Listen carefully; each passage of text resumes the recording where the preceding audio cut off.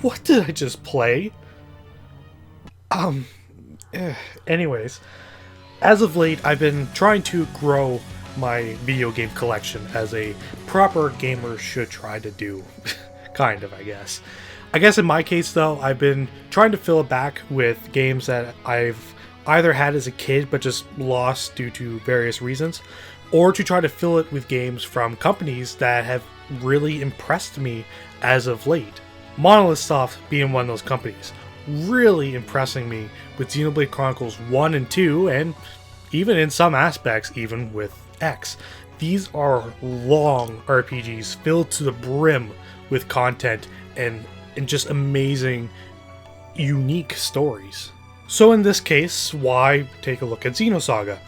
Well, it's hard to wrap my head around what my thoughts were going through when I thought about it, but I'll kind of give it to you point by point. So, Xenoblade Chronicles 2 had blades, and one of them being Kos-mos. With Kos-mos. Oh, sorry, Kos-mos. So Kos-mos was a blade in the game.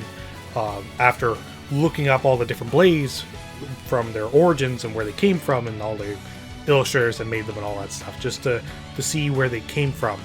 That was kind of where I heard of Xenosaga. It wasn't the first time I heard of it, though, because I do remember watching a video about it kind of from way back in the day. So I kind of remembered hearing about it, and then just different little things kind of made it come back to the top of my head.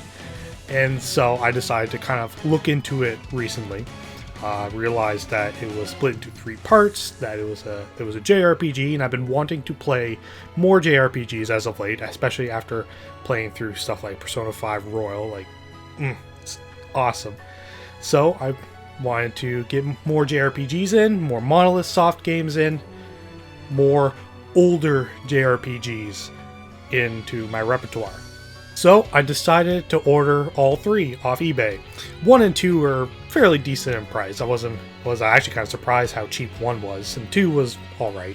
But 3 unfortunately crept into the triple digits, which was kind of frustrating. But luckily I did get one that was on the lower end, so whatever. Sometimes I just wonder.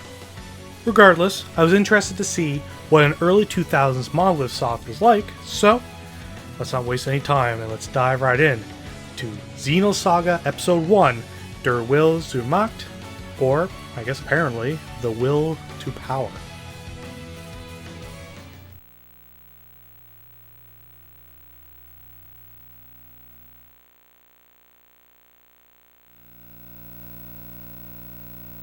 Yeah, don't adjust your volume. There's no sound.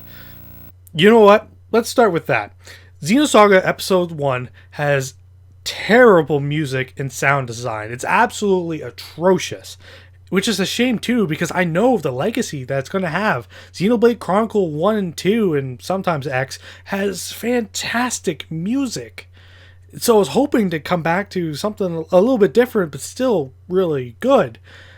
I know it's an older game, so I was going to cut it some slack, but in this case, it's just terrible. There was only a small handful of music that would play during some cutscenes. There's very rarely any music at all going on when you're in the overworld running around, and there's only one battle track, and it's also used for the bosses as well. Wow. And all of you complained about Last Surprise in Persona 5. This is even worse. Holy moly. It's not even that good to begin with. As you explore the world, there's no music, save for some select spots, and very little in the way of ambient music. However, the sound of your loud-ass stomping will drive you absolutely insane. Doubly so for another reason I'll talk about later on. and even during those previously mentioned cutscenes, this game's got the Sonic Adventure 2 problem of just having any music or otherwise non-human sounds overpowering the voice actors all the time.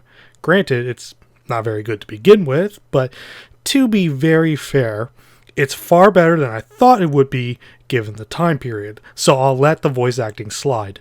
Okay, we're off to a bad start, but let's just focus up and talk about the opening plotline. So, Xenosaga Episode 1 actually takes place sometime within the next 79 years or so, when scientists in Kenya find an indentation that looks like Pyro's core crystal. After placing a similarly shaped relic, a giant version rises from the ocean nearby. Could happen at any time, or it could have happened now, and we just weren't told about it. We jump 4,000 years into the future, where mankind is taken to the stars. Technology has come so far that most humanized colonies consist mostly of people living on fancy space stations or spaceships as is. Alongside humans are a unique race called Realians, which aren't human but aren't quite robots, but were made by humans, so they were more or less autonomous and have their own rights, so whatever. We follow a lady named Shion, who is on board the ship called the Woglinde, working on a special android-type weapon used to combat these creatures called the Gnosis. Gnosis are these ghost-type monsters that exist in between dimensions.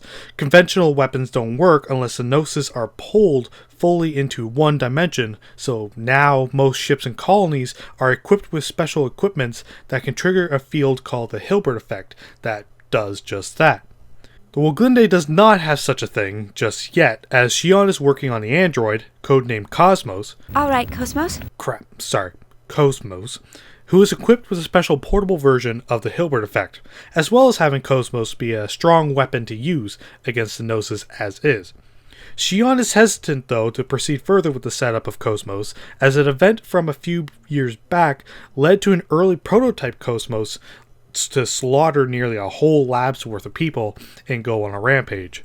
Problems arise, however, as a large wave of Gnosis attack the Woglinde, and without a proper Hilbert effect tool on board, the crew of the Woglinde are left helpless. That is, until the locks on Kos-mos' programs are lifted, despite needing Shion's permission. After almost being killed by Gnosis, Shion is saved by Kos-mos, who went to track down her creator to rescue her.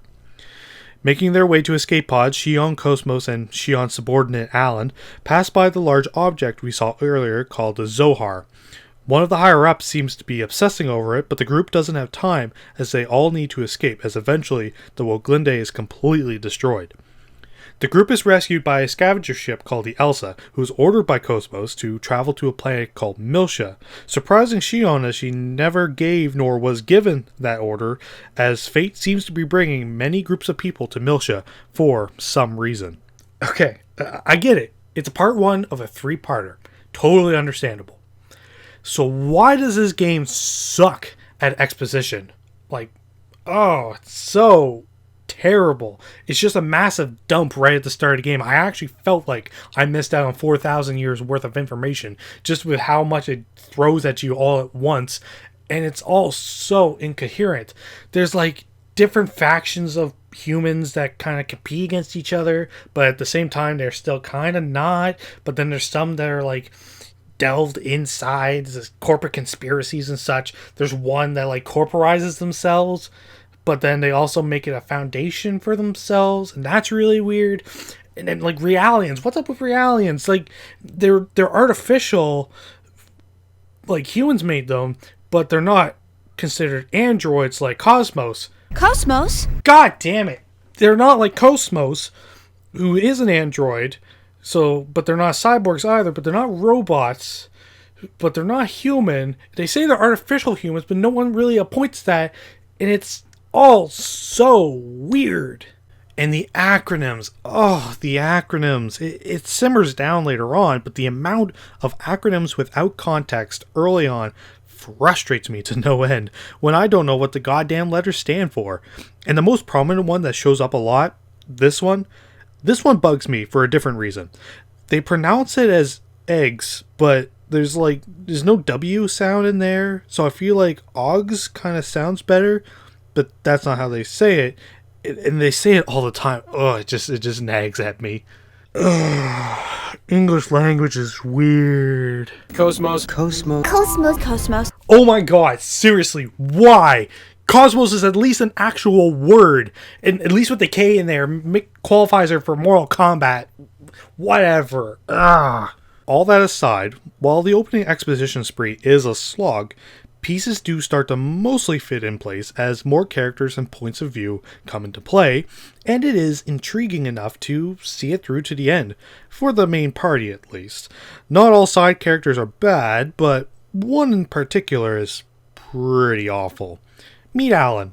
Alan is a whiny bitch. Alan wants to get with Xion, but honestly, he's just so annoying that if the game devs want me to want them to get together, you ain't having it. So much so that if he dies, it won't hurt my feelings one bit.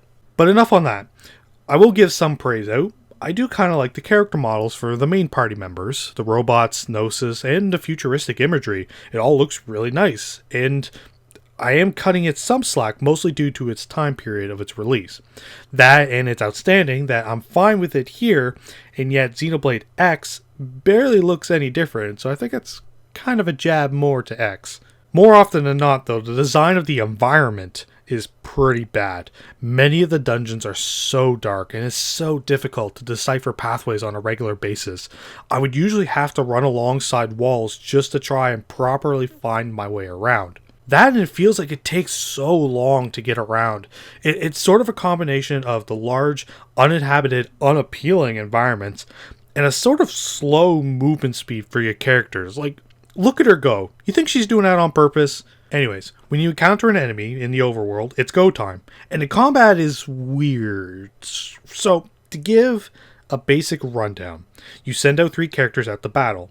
Each character has a list of abilities called ethers that you can use in a turn. Turn order is dictated somewhat similar to Final Fantasy X, though it doesn't tend to forecast very far, which is kind of annoying. Aside from ether, you damage enemies with a combination of melee and ranged attacks. Part of your goal is to chain 2 regular attacks into a final move called a tech attack, which typically does more damage. All types of attacks cost 2 energy, and you acquire 4 every turn. So this game's got a sort of bravely default feel to it, where you'll want to guard or, not use energy or anything like that to gain enough energy in order to combo into tech attacks. You have to keep an eye on the turn list though, as there's an extra icon there that dictates how each turn plays out. This means nothing. This greatly increases the chance for a critical hit. This awards more resources gained if you kill an enemy on that turn, and this one greatly increases the boost gauge with each character. You earn boost by performing regular and tech attacks. Boosting allows you to cut in front of the next action on the list, so it's good to use either to burst down an enemy or to prevent an enemy from using the icons to their advantage. More specifically, the crit one. Obviously, enemies don't need experience, and enemies tend to boost whenever they want, so that doesn't matter, but they will definitely hurt you if they get a turn on the crit phase. The combat isn't quite as simple as that though. Picking your party of 3, you can also place them in either the front row or the back row. Placing a character in the back isn't like most RPGs though.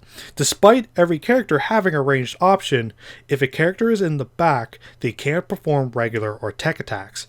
Being in the back prevents enemies from targeting them unless it's with a party-wide attack or special ether attacks. As well, specific party members can suit up in eggs, placing them in a row further back. Eggs work pretty much in the same fashion, though depending on what weapons you equip to the eggs, different resources might be used in order to do that specific action. Now that's pretty extensive for combat, I feel. There's lots to consider, but there's a few minor things that I feel that keep it from being amazing. Firstly is the inconsistency in enemy strength.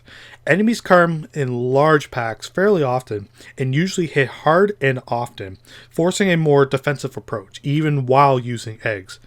Part of that being there's no way to recover health in eggs until much later in the game, and eggs are super slow to begin with, so they'll get pelted hard before you can usually take advantage of them. Second is the previously mentioned positioning of characters. Not even being allowed to use ranged attacks in the back can be very frustrating, especially when one, kind of two characters attack only come from ranged weaponry. But characters like Momo specifically can't survive on the front row without heavy investment towards her and her alone, so she needs to be in the back.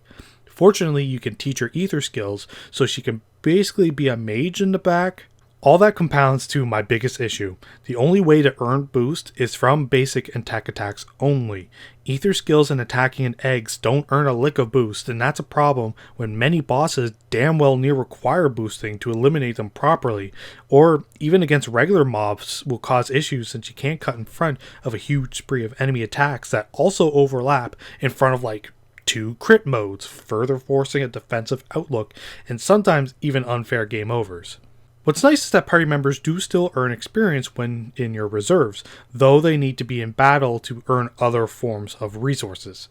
With tech points, you can upgrade tech attacks to do more damage, or even change them to be used after 1 basic attack instead of 2, though only certain amounts can be set. Ether points can be used to learn new ether skills, branching off in different paths, not unlike Final Fantasy X. You can also spend points on one character to teach that skill to another person, which is very helpful since everyone's initial pool is fairly small. That being said, I hate that you can't look at the different skills beforehand.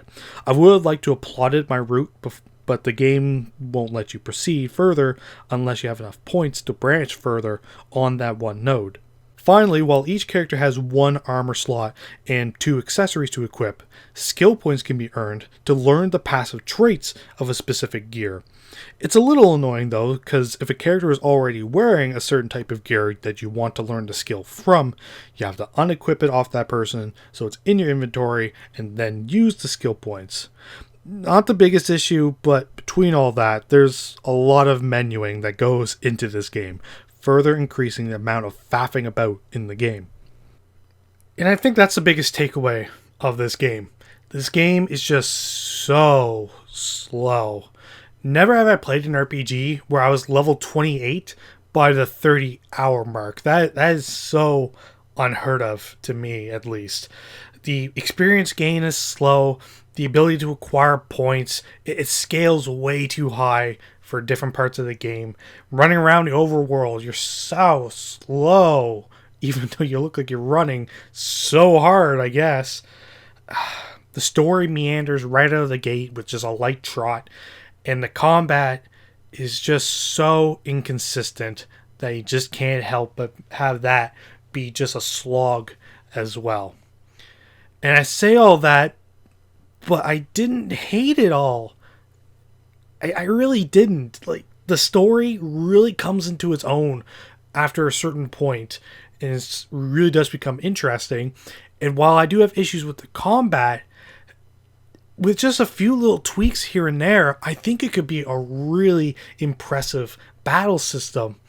But it's not there, and I know the argument still could be made that, oh, it's an early 2000s game, give a cut some slack.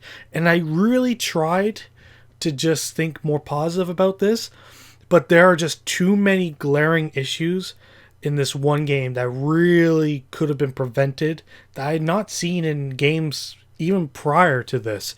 So no, I really can't cut it some slack.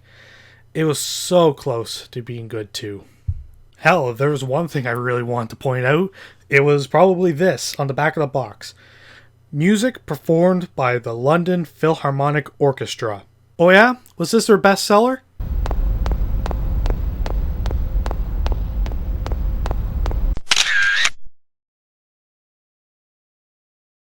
But anywho, thank you all so much for watching. If you like what you saw, you can click right up there to check out some of my other videos that I've done. Or, if you really feel like it, you can click right up there to subscribe. And until next time, guys, I will see you all later.